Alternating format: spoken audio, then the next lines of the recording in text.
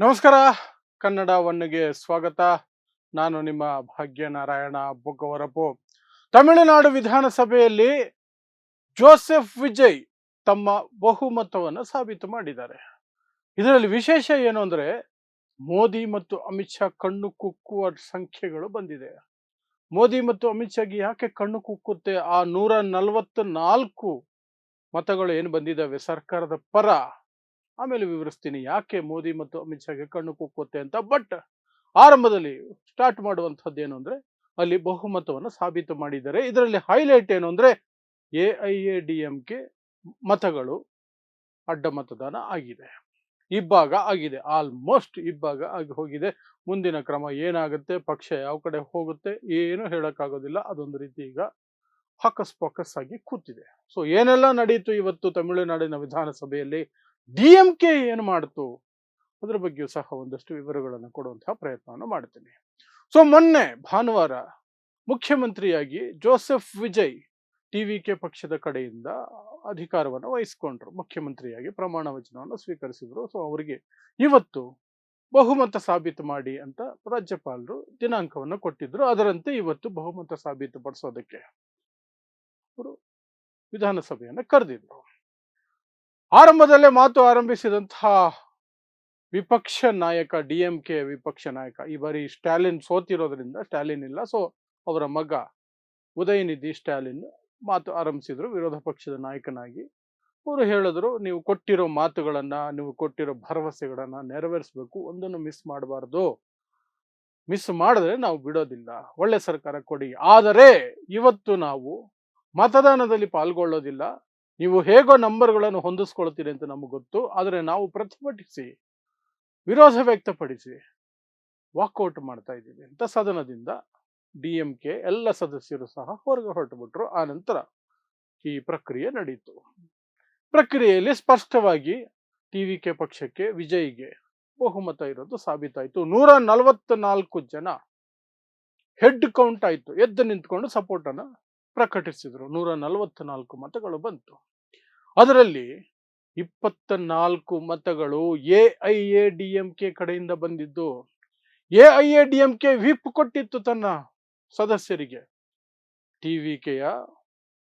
TVK ವಿರುದ್ಧ, ಸರ್ಕಾರದ ವಿರುದ್ಧ ಮತ ಚಲಾಯಿಸಬೇಕು ಅಂತ. ಬಟ್ ಆ ವಿಪ್ ಅನ್ನು ಮುರಿದು ಧಿಕ್ಕರಿಸಿ 47ರಲ್ಲಿ ಒಬ್ರು ಆಬ್ಸೆಂಟ್ ಆಗಿದ್ರು, 46 ಜನ ಬಂದಿದ್ರು. 46ರಲ್ಲಿ 24 ಜನ ಟಿವಿಕೆ ಪರವಾಗಿ, ವಿಜಯ್ ಪರವಾಗಿ ಮತವನ್ನು ಚಲಾಯಿಸಿದ್ರು ಎಐಎಡಿಎಂಕೆ ಅವರು. ಇನ್ನು 22 ಜನ ಏನಿದ್ದಾರೆ ಅವರು ಸರ್ಕಾರದ ವಿರುದ್ಧ ಮತ ಚಲಾಯಿಸಿದ್ರು. ಅಲ್ಲಿಗೆ ಆರಾಮಾಗಿ ವಿಜಯ್ ಬಹುಮತವನ್ನು ಸಾಬೀತುಪಡಿಸಿದ್ರು. 144 ಸಂಖ್ಯೆ ಬಂತು. ಇಲ್ಲಿ ಎರಡು ವಿಚಾರಗಳು ಆರಂಭದಲ್ಲಿ ಹೇಳಿದೆ. ಆ 144 ಅನ್ನೋದು ಅಮಿತ್ ಶಾ ಮತ್ತು ಮೋದಿಯ ಕಣ್ಣು ಕುಕ್ಕುತ್ತೆ ಅಂತ. ಅದನ್ನ ಮೊದಲಿಗೆ ವಿವರಿಸಿ ಆ ನಂತರ ಈ ಎಐಎಡಿಎಂಕೆ ಈಗ ಏನಾಗಿದೆಯಲ್ಲ ಒಡೆದ ಮನೆ, ಅದರ ಬಗ್ಗೆ ಒಂದಷ್ಟು ವಿಶ್ಲೇಷಣೆಯನ್ನ ಮಾಡುವಂತಹ ಪ್ರಯತ್ನವನ್ನು ಮಾಡ್ತೀನಿ. ಆ ನಂತರ ವಿಜಯ್ ಆ ಪ್ರಕ್ರಿಯೆ ನಂತರ, ಗೆದ್ದ ನಂತರ ಏನು ಪ್ರತಿಕ್ರಿಯೆ ಕೊಟ್ಟಿದ್ದಾರೆ ಅದನ್ನು ಸಹ ವಿವರಿಸುವಂತಹ ಪ್ರಯತ್ನವನ್ನು ಮಾಡ್ತೀನಿ. ಸೊ ಬಿಜೆಪಿ ಅಥವಾ ಮೋದಿ ಅಮಿತ್ ಶಾಗೆ ಕಣ್ಣು ಕುಕ್ಕಿದೆ ಈ ನಂಬರ್ಗಳು 144. ಬಿಜೆಪಿಗೆ ಯಾಕೆ ಕಣ್ಣು ಕುಕ್ಕಬೇಕು, ಅಮಿತ್ ಶಾಗೆ ಯಾಕೆ ಕಣ್ಣು ಕುಕ್ಕಬೇಕು ಅಂದ್ರೆ ಅವ್ರ ಲೆಕ್ಕಾಚಾರ ಇದ್ದಿದ್ದೇನು ಅಂದ್ರೆ ಅದು ಎಡ್ಜಲ್ಲೇ ಇರಬೇಕು ಯಾವಾಗ್ಲೂ ಟಿವಿಕೆ ಸರ್ಕಾರ. ಆಗ ತಾನು ಯಾವ ರೀತಿ ಬೇಕಾದರೂ ಹೆದರ್ಸ್ಕೊಂಡು ಬೆದರ್ಸ್ಕೊಂಡು ಇರಬಹುದು ಅನ್ನೋದು ಅಮಿತ್ ಶಾ ಮತ್ತು ಮೋದಿಯ ಲೆಕ್ಕಾಚಾರ. ಮೋದಿ ಮತ್ತು ಅಮಿತ್ ಶಾ ಆರಂಭದಿಂದಲೂ ಸಹ ವಿಜಯನ್ನ ತಮ್ಮ ಕಡೆ ಸೆಳ್ಕೊಳ್ಬೇಕು ಅಂತ ಚುನಾವಣಾ ಪೂರ್ವದಿಂದಲೂ ಪ್ರಯತ್ನ ಮಾಡ್ಕೊಂಡು ಬರ್ತಾ ಇದ್ರು. ಅವರ ಸಿನಿಮಾಗೆ ಏನೇನೋ ಸಮಸ್ಯೆಗಳಾಯ್ತು, ಸೆನ್ಸರ್ ಬೋರ್ಡ್ದು, ಅದರ ನಡುವೆ ಕಾಲ್ ತೊಳಿತ ಪ್ರಕರಣ ಸಿಬಿಐಗೆ ಹೋಯ್ತು. 41 ಜನ ಸತ್ತೋದ್ರಲ್ಲ ಕರೂರಲ್ಲಿ, ವಿಜಯ್ ಭಾಷಣದ ಸಂದರ್ಭದಲ್ಲಿ, ಕಾರ್ಯಕ್ರಮದ ಸಂದರ್ಭದಲ್ಲಿ. ಅದು ಸಹ ಅವ್ರಿಗೆ ಅಸ್ತ್ರವಾಯ್ತು. ಯಾವ ಅಸ್ತ್ರಕ್ಕೂ ಸಹ ವಿಜಯ್ ಬಗ್ಲಿಲ್ಲ. ಕೊನೆಗೆ ಅದೊಂದು ಫ್ಯಾಸಿಸ್ಟ್ ಪಕ್ಷ ಅನ್ನೋದನ್ನ ಬಿಡ್ಲಿಲ್ಲ. ಸೊ ಚುನಾವಣೆ ಮುಗಿದು ಯಾವಾಗ ಅತಂತ್ರ ವಿಧಾನಸಭೆ ಆಯ್ತು, ವಿಜಯ್ ಇನ್ನು 9 ಸೀಟುಗಳು ಬೇಕಾಗಿತ್ತು. ಆಗ ಬಿಜೆಪಿ ವಿರೋಧಿ ಶಕ್ತಿಗಳು ಒಗ್ಗೂಡಿದವು, ಎಕ್ಸೆಪ್ಟ್ ಫಾರ್ ಡಿಎಂಕೆ ಕಾಂಗ್ರೆಸ್ ವಿರುದ್ಧ ಮುಗಿ ಬೀಳ್ತು. ಯಾಕಂದ್ರೆ ಗೆದ್ದ ತಕ್ಷಣ ನೀವು ನಮ್ಮ ಬೆನ್ನಿಗೆ ಚೂರಿ ಹಾಕಿ ಟಿವಿಕೆ ಕಡೆ ಹೋಗ್ತಿದ್ದೀರಿ ಅಂತ. ಟಿವಿಕೆ ಜೊತೆ ಹೋಗ್ಬೇಕು ಅಂತ ಚುನಾವಣೆಗೂ ಮೊದಲೇ ಕಾಂಗ್ರೆಸ್ ಪ್ಲಾನ್ ಮಾಡಿತ್ತು, ಅದು ವರ್ಕೌಟ್ ಆಗಿರ್ಲಿಲ್ಲ.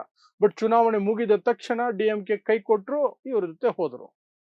ಟಿ ವಿ ಕೆ ಜೊತೆ ನೇರವಾಗಿ ಹೋದ್ರು ಒಂದೇ ದಿನ, ಏನು ಡಿಲೇ ಮಾಡಲಿಲ್ಲ. ಬಟ್ ಸ್ವಲ್ಪ ಡಿಲೇ ಮಾಡಿದ್ದು ಕಮ್ಯುನಿಸ್ಟು, VCK ಈ ರೀತಿಯ ಪಕ್ಷಗಳು, ಮುಸ್ಲಿಂ ಲೀಗ್ ಈ ರೀತಿಯಾದಂತಹ ಪಕ್ಷಗಳು.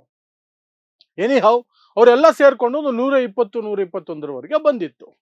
ಅಲ್ಲಿಗಿದ್ದಿದ್ರೆ 120 121ರಲ್ಲೇ ನಿಂತಿದ್ರೆ ಬಿಜೆಪಿಗೆ ಅಥವಾ ಅಮಿತ್ ಶಾ ಮೋದಿಗೆ ಒಂದು ಭರವಸೆ, ಯಾವಾಗ ಬೇಕಾದರೂ ನಾವು ಇದನ್ನ ಅಲ್ಲಾಡಿಸಬಹುದು, ಏನೋ ಒಂದು ಮಾಡಬಹುದು. AIADMK ನೇತೃತ್ವದ ಸರ್ಕಾರ ಬಂದ್ಬಿಟ್ರೆ ನಾವೇ ಸರ್ಕಾರದಲ್ಲಿ ಇದ್ದಂಗೆ.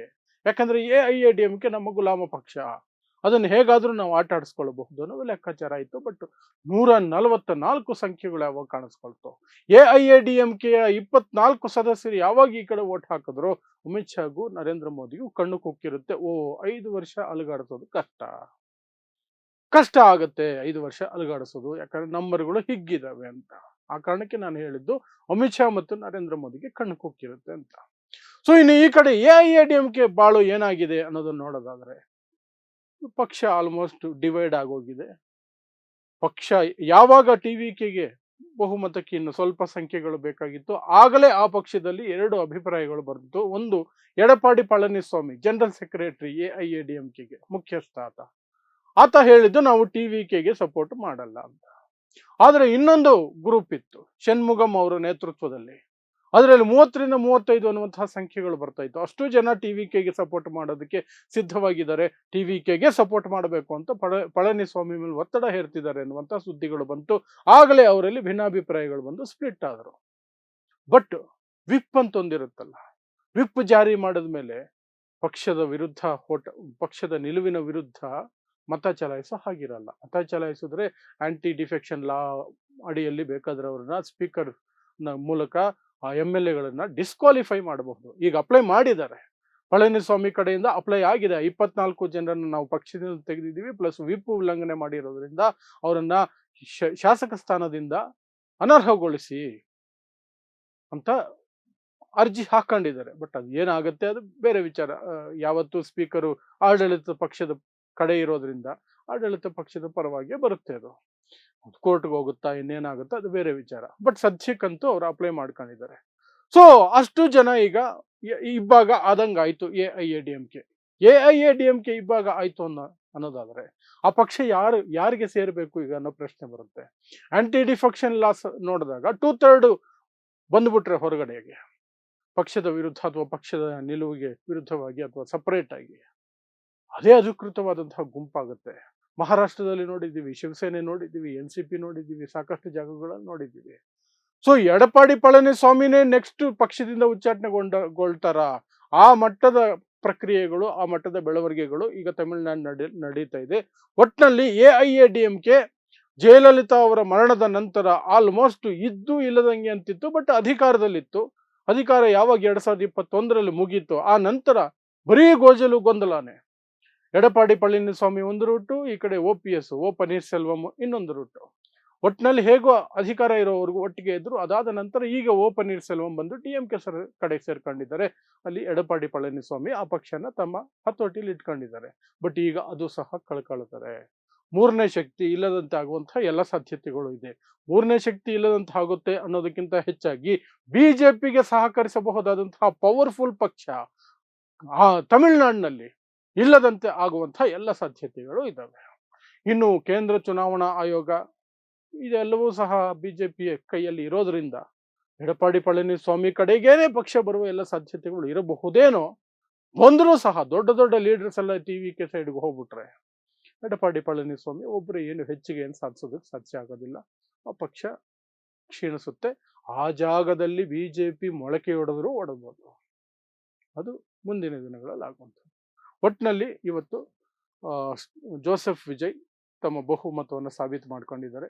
ಆ ನಂತರದ ಭಾಷಣದಲ್ಲಿ ಅವ್ರು ಹೇಳಿದ್ದಾರೆ, ಎಲ್ಲ ಜನರಿಗಾಗಿ ಎಲ್ಲರಿಗಾಗಿ ಕೊಟ್ಟಿರುವ ಪ್ರತಿಯೊಂದು ಏನು ಭಾಷೆ ಕೊಟ್ಟಿದ್ದೀವಿ, ನಾವು ಪ್ರಣಾಳಿಕೆಯಲ್ಲಿ ಹೇಳಿದ್ದೀವಿ, ಭರವಸೆ ಕೊಟ್ಟಿದ್ದೀವಿ, ಎಲ್ಲವನ್ನೂ ಸಹ ನಾನು ನಿಭಾಯಿಸ್ತೀನಿ, ನೆರವೇರಿಸ್ತೀನಿ, ಅದರ ಬಗ್ಗೆ ಯಾರಿಗೂ ಅನುಮಾನ ಬೇಡ ಅನ್ನುವಂತಹ ಮಾತನ್ನು ಮಾತ್ರ ಮತ್ತೆ ಪುನರುಚ್ಚರಿಸಿದರೆ. ಆ ಮೂಲಕ ತಮಿಳುನಾಡಿನಲ್ಲಿ ಅವರ ಅಧಿಕಾರವನ್ನು ಗಟ್ಟಿಗೊಳಿಸ್ಕೊಂಡಿದ್ದಾರೆ. ಸೊ ಇದಿಷ್ಟು ತಮಿಳುನಾಡಿನ ಸದನದಲ್ಲಿ ಇವತ್ತು ನಡೆದಂತಹ ಬೆಳವಣಿಗೆ, ತಮಿಳುನಾಡಿನ ರಾಜಕೀಯದಲ್ಲಿ ಇವತ್ತು ನಡೆದಂತಹ ಬೆಳವಣಿಗೆಗಳು. ಸೊ ನೋಡ್ತಾ ಇರಿ ಸಮಾಜಕ್ಕಾಗಿ ಕನ್ನಡ 1 ನ್ಯೂಸ್. ನಮಸ್ಕಾರ.